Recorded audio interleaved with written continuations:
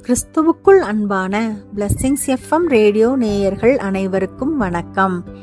வானத்தையும் பூமியையும் உண்டாக்கின கர்த்தரிடத்தில் இருந்து எனக்கு ஒத்தாசை வரும். உன் காலை தள்ளாட விட்டார், உன்னை காக்கிறவர் உறங்கார் என்று சங்கீதக்காரன் சொன்னது போல அமைந்த பாடல்தான் நாம் இன்று பார்க்க போகும் பாடல். கீர்த்தனை புத்தகத்தில் 17வது பாடல். கண்களை ஏறெடுப்பேன் மாமேரு நேரா என் கண்களை ஏறெடுப்பேன் என்ற பாடல். இப்பாடலை எழுதியவர் கயத்தாறு ஐயாத்துரை அவர்கள். சங்கீதம் 121 அடிப்படையாக கொண்டு இப்பாடல் இயற்றப்பட்டுள்ளது. ஐயாத்துரை அவர்கள் இவரே பெருமான், விண்மணி பொன்மணி போன்ற கீர்த்தனைகளையும் இயற்றி இருக்கிறார். மற்ற குறிப்புகள் இவரை பற்றி கிடைக்கவில்லை. வேதாகமத்தில் தாவீதின் சங்கீத புஸ்தகத்தில் சங்கீதம் 120 முதல் 134 வரையுள்ள சங்கீதங்கள் ஆரோகண சங்கீதம் என்று அழைக்கப்படுகிறது. ஆரோகண சங்கீதம் என்றால் யூதர்கள் மலைப்பாங்கான எருசலேம் தேசத்தில் இருக்கும் தேவாலயத்தை நோக்கி பிரயாணமாய் மலைகள் மேல் ஏறி போகும்போது வழியில் பாடிக்கொண்டே போகும் சங்கீதம் ஆரோகண சங்கீதம் என்று அழைக்கப்படும். எருசலேமுக்கு போய் தேவனுடைய பண்டிகையை ஆசரிக்கும்படி அவர்கள் பிரயாணப்பட்டு போகும்போது இந்த ஆரோகண சங்கீதங்களை பாடிக்கொண்டே தேவனுடைய நாமத்தை மகிமைப்படுத்திக் கொண்டே போவார்கள்.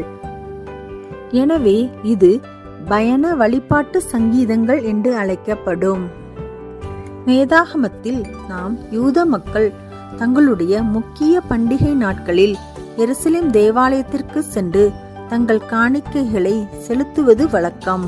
1 சாமுவேல் புத்தகத்தில் எல்கானாவும் அவரது மனைவிகள் அன்னாள் மற்றும் பெனினாலும் எப்பிராயிம் மலை தேசத்தில் இருந்து சீலாவாவுக்கு சேனைகளின் கர்த்தரை பணிந்து கொள்ளவும் அவருக்கு பலியிடவும் வருஷந்தோறும் தன் ஊரிலிருந்து போய் வருவார்கள் என்று வாசிக்கிறோம்.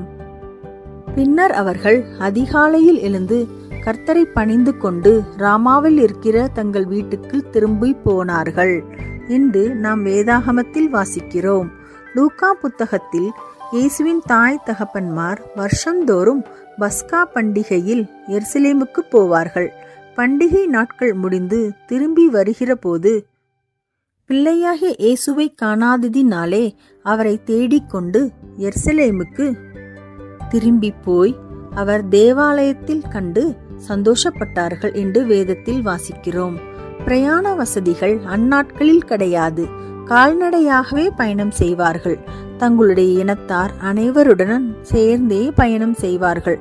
பயண நாட்கள் என்பது பல நாட்கள், பல மாதங்கள் வரை ஆகும். இவ்வாறு அவர்கள் செல்லும் போது தங்களுடைய பயண நேரத்தை இனிதாக்க பாடல்களை பாடிக்கொண்டே செல்வார்கள். கண்களை ஏறெடுப்பேன் மாமேரு நேரா என் கண்களை ஏறெடுப்பேன். பிரயாணமாய் வருகிறவர்கள் எருசலேமுக்கு நேராக தங்கள் கண்களை ஏறெடுத்து பார்க்கும் போது விண்மண் உண்டாக்கிய வித்தகனிடமிருந்து எண்ணில்லா ஒத்தாசை என்றென்னுக்கே வரும். எனக்கு ஒத்தாசை வரும். ஒத்தாசை என்றால் உதவி. நமக்கு உதவி வர வேண்டும் என்றால் அது இந்த உயரமான பர்வதங்களில் இருந்து அல்ல, வானத்தையும் பூமியையும் உண்டாக்கின கர்த்தரிடத்தில் இருந்து எனக்கு ஒத்தாசை வரும்.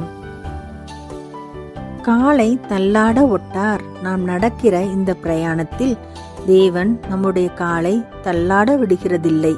ஒவ்வொரு அடியை நாம் எடுத்து வைக்கும் போதும் நம்முடனே நமது கரம் பிடித்து நம்மை நடத்துவார். உறங்காது காப்பவர் காலை தள்ளாட ஒட்டார். நம்முடைய தேவன் தூங்குகிற தேவன் இல்லை. காலையோ மாலையோ எப்போது கூப்பிட்டாலும் நமக்கு செவி கொடுக்கும் தேவன். அன்று இஸ்ரவேலை காத்தவர் நம்மையும் காக்க வல்லவராயிருக்கிறார். பக்தர் நிழல் அவரே, என்னை ஆதரித்திடும் பக்தர் நிழல் அவரே. நாம் நடந்து எங்கு சென்றாலும் நம்முடைய நிழல் நம்மை பின்தொடர்ந்தே வரும். அதை யாராலும் பிரிக்க முடியாது.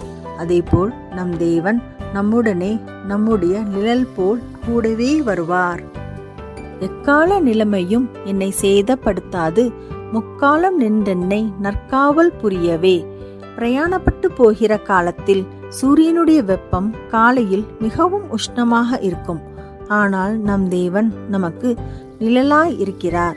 பகலிலே வெயிலாயினும் இரவிலே நிலவாகிலும் நம்மை சேதப்படுத்தாதபடி நம்மை காத்துக் கொள்வார்.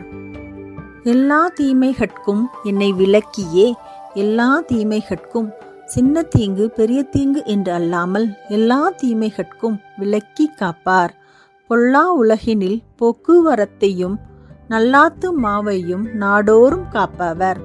நாம் இன்றைய காலத்தில் பொல்லாத காலத்தில் வாழ்ந்து வருகிறோம். நாம் எங்கு சென்றாலும் பயம், நோய் தொற்றிக் கொள்ளுமோ என்ற பயத்துடன் வாழ்ந்து வருகிறோம். ஆனால் நம் தேவன் நமக்கு வாக்கு கொடுக்கிறார். உன் போக்கையும் நீ போகும்போதும் திரும்பி வரும் போதும் நான் உங்களை பாதுகாத்துக் கொள்வேன். உங்கள் ஆத்துமாவையும் நாடோறும் காப்பவர். நம்முடைய ஆத்துமாவையும் நாடோறும் காத்து நம்மை வழிநடத்துவேன் என்று வாக்கு கொடுக்கிறார். இந்த உலகம் பயங்கரமான ஆபத்து நிறைந்த உலகம். எத்தனையோ விபத்துக்கள், எத்தனையோ மரணங்கள் என்று கேள்விப்படுகிறோம். இப்படியான சூழ்நிலையில் நாம் ஒழுங்காக சென்றாலும் கூட நமக்கு பாதிப்புகள் நேரிடும் காலத்தில் வாழ்ந்து கொண்டு இருக்கிறோம். நாம் இருக்கும் வீட்டில் பாதுகாப்பாக இருக்கோமா? நாம் செல்லும் பள்ளிக்கூடங்கள், நாம் வேலை செய்யும் இடங்கள் என நாம் பிரயாணம் செய்யும் இடங்கள் பாதுகாப்பாய் இருக்கிறதா? இப்பாடல் மூலம் ஆண்டவர் சொல்கிறார், நான் உங்களை காக்கிறவர். அவர் நம் காலை தள்ளாட விடாதபடி எல்லா தீங்கிற்கும் எல்லா கஷ்டங்களில் இருந்தும் விலக்கி நம்மை பாதுகாத்துக் கொள்வார். எந்த சூழ்நிலையும் கண்டு பயப்பட தேவையில்லை. உலகத்தில் எப்படிப்பட்ட சூழ்நிலை மாற்றம் ஏற்பட்டாலும் மாறாத நம் தேவன் நம் கூட இருக்கிறார். நாம் போகும்போதும் கூட இருப்பார், நாம் வரும்போதும் கூடவே இருப்பார். ஒவ்வொரு நேரமும் நாம் இப்பாடலை கேட்கும் போது எவ்வளவு சந்தோஷம், எவ்வளவு சமாதானம், எவ்வளவு பலன் பெற்றுக் கொள்கிறோம். வாழ்க்கையில் நாம் அநேக போராட்டங்கள், பிரச்சனைகளை கடந்து சென்றிருக்கலாம். ஆனால் நாம் தனியாக கடந்து செல்ல தேவையில்லை. காரணம், நம்முடைய தேவன் நம்முடைய நிழலாய் இருக்கிறார். காக்கும் நம் தேவன் நம்மோடு இருக்கிறார் என்ற தைரியத்தோடு நாம் ஒவ்வொரு முறையும் பயணம் செய்யும் போது இப்பாடலை பாடிக்கொண்டே செல்வோமா?